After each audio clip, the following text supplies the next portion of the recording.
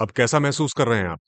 Doctor वत्स ने हमेशा की तरह बड़े ही प्यार और अपनेपन के साथ अपने पेशेंट नलिन से सवाल किया तो उसने जवाब दिया, जी काफी बेहतर डॉक्टर साहब। खाना पीना सब अच्छे से मिल रहा है? जी डॉक्टर साहब, सब अच्छे से मिल रहा है। Very good. नींद ठीक से आती है? कभी कभी परेशानी होती है, लेकिन वैसे ठीक ही है। अच्छा, कहो तो नींद की दवाई लिख दूं प्रिस्क्रिप्शन में? नहीं नहीं डॉक्टर साहब, इतनी भी कम नहीं आती। चलो अच्छा है। बाकी कोई और पेशेंट तो परेशान नहीं करता ना? कभी नहीं डॉक्टर साहब। कभी कभी तो लगता ही नहीं है कि मैं एक पागल खाने में हूं। पागल खाने में? जी, ये पागल खाना ही तो है ना? कैसी बात कर रहे हो नलिन? ऐसा भी भला कहीं कोई पागल खाना होता है? ये कोई पागल खाना नहीं है, ये तो एक top class mental wellbeing institute है। हाँ हाँ, मतलब वही। खैर, खाना और दवाई वक्त पर लिया करो और जल्दी ही बिल्कुल फिट हो जाओगे। जी डॉक्टर साहब। और कुछ पूछना चाहते हो? जी जी डॉक्टर साहब, मैं अपने परिवार से कब मिल पाऊंगा? देखो नलिन, इस बारे में कुछ भी कह पाना मुश्किल है, लेकिन मैं कोशिश करूंगा कि तुम उनसे जल्दी मिल सको। डॉक्टर वत्स की ये बात सुनते ही नलिन खुशी के मारे उछल पड़ा। आप सच कह रहे हैं डॉक्टर साहब? हाँ बिल्कुल सच। मैं कोशिश करूंगा। Thank you so much doctor साहब, आप बेस्ट डॉक्टर हो। हाँ, वो तो मैं हूं। डॉक्टर वत्स ने हंसते हुए कहा और अपनी चेयर से उठकर चलने को हुए ही थे कि अचानक से नलिन ने उनका हाथ पकड़ लिया। क्या हुआ नलिन? डॉक्टर साहब, मुझे आपको कुछ बताना है। नलिन ने उनके पास आकर फुसफुसाते हुए कहा।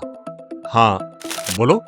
मैंने ना अपने घर वालों से बात कर ली है। क्या? नलिन, तुम्हें मालूम है ना कि ये सब यहां अलाउड नहीं है। देखिए, फोन करना अलाउड नहीं है, लेकिन लेकिन लेकिन चिट्ठी लिखना तो अलाउड है ना? चिट्ठी? तुमने चिट्ठी लिखी उन्हें? और तुम्हारी चिट्ठी वहां तक पहुंची कैसे? वो सब मैं आपको बाद में बताऊंगा, लेकिन उससे पहले ये चिट्ठी, ये जो उन्होंने वहां से मुझे जवाब में लिखी है, इसे आप मुझे एक बार पढ़कर सुना दो ना प्लीज। तुम खुद क्यों नहीं पढ़ लेते? डॉक्टर वत्स ने हैरानी से पूछा।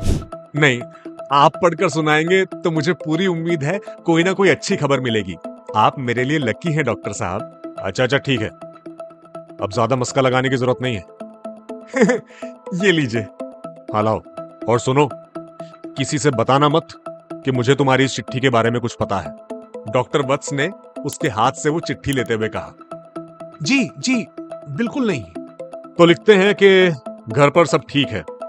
इस बार गर्मी ज्यादा पड़ रही थी तो तुम्हारे भाई ने माँ बाबूजी के कमरे में एसी लगवा दिया है। तुम्हारी भाभी का स्कूल में प्रमोशन हो गया है, अब वो सीनियर क्लास के बच्चों को पढ़ाने लगी है। अरे वाह, मैंने कहा था ना, आप पढ़ेंगे तो कोई ना कोई अच्छी खबर जरूर मिलेगी। और आगे लिखते हैं कि चिट्ठी आगे पढ़ते पढ़ते अचानक डॉक्टर वत्स की जुबान रुक गई और तभी नलिन ने देखा कि उनकी आंखें गुस्से से लाल होने लगी। क्या हुआ डॉक्टर साहब? क्या लिखा है? उन्होंने चिट्ठी से नजरें उठाकर नलिन की तरफ देखा तो उनकी आंखों में देखकर नलिन समझ गया कि अब बात कंट्रोल से बाहर होने वाली है। लेकिन इससे पहले कि वो कुछ करता, डॉक्टर ने चिट्ठी को एक तरफ फेंका और उछलकर नलिन का गला दबा दिया और जोर जोर से चिल्लाने लगे, मेरे बच्चे, मेरे बच्चे, मेरे बच्चे। नलिन ने किसी तरह टेबल के नीचे इंस्टॉल्ड इमरजेंसी बटन को फौरन दबाया और तुरंत ही रूम में नर्सेज और वार्ड बॉयज भागते हुए आ गए और किसी तरह उन्होंने डॉक्टर वत्स के चंगुल से नलिन को बचाया। नलिन ने फौरन नर्स से चिल्लाते हुए कहा, नर्स, इंजेक्शन लाओ फास्ट। जी सर। उस कमरे में मौजूद 6 लोग साथ में मिलकर भी डॉक्टर वत्स को संभाल नहीं पा रहे थे और तभी नलिन ने फौरन उनके हाथ पर एनेस्थीसिया का इंजेक्शन लगा दिया। कुछ ही सेकंड्स में उनकी बेचैनी धीरे धीरे कम होने लगी और कुछ ही देर में देखते ही देखते वो बेहोश होकर एकदम शांत पड़ गए। सर, कोई भी इंप्रूवमेंट नहीं है क्या? वहां मौजूद एक नर्स ने डॉक्टर नलिन से पूछा। नहीं कल्पना, अभी भी अपने बच्चों की मौत को एक्सेप्ट नहीं कर पाए हैं।